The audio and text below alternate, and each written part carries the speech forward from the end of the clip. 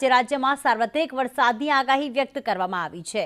દક્ષિણ ગુજરાતમાં ભારે વરસાદની આગાહી, જ્યારે છોટા ઉદેપુર અને નર્મદામાં ભારે વરસાદ રહેશે, તો ડાંગ, તાપી અને નવસારીમાં ભારે વરસાદની આગાહી વ્યક્ત કરવામાં આવી છે। આ ઉપરાંત વલસાડ, દમણમાં પણ ભારે વરસાદની આગાહી, દાદરાનગર હવેલીમાં પણ આજરોજ ભારે વરસાદની આગાહી વ્યક્ત કરવામાં આવી છે।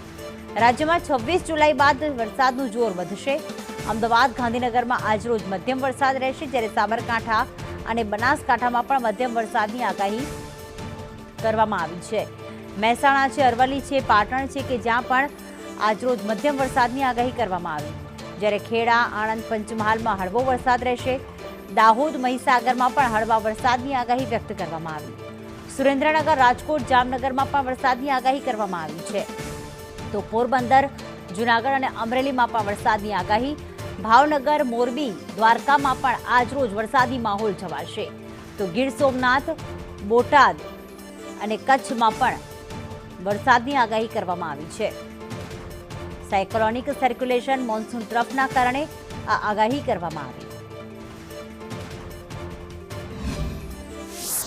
રાજ્યમાં આજે સાર્વત્રિક વરસાદની આગાહી કરવામાં આવી છે, જેમાં દક્ષિણ ગુજરાતમાં ભારે વરસાદની આગાહી કરવામાં આવી રહી છે। વિંડીના માધ્યમથી જાણીશું કે કઈ રીતનાની હાલની પરિસ્થિતિ છે।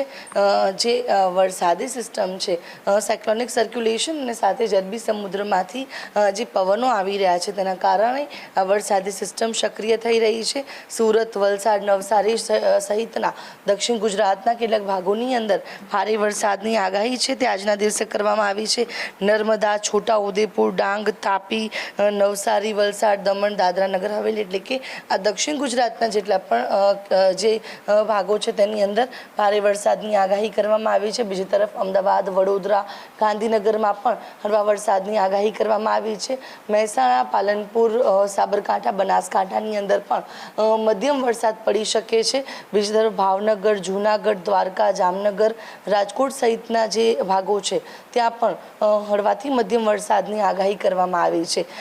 જે સાયક્લોનિક સર્ક્યુલેશન છે અને સાથે જ જે હવા છે, જે અરબી સમુદ્રથી જે આવી રહી છે ભેજવાળી, તેના કારણે પણ ગાજવીજ સાથે કેટલાક જિલ્લાઓની અંદર ભારે વરસાદ પડી શકે તેવી આગાહી હવામાન વિભાગ દ્વારા વ્યક્ત કરવામાં આવી છે। અને આગામી 26 જુલાઈ બાદ વરસાદની ગતિ વધે તેવી પણ આગાહી કરવામાં આવી રહી છે।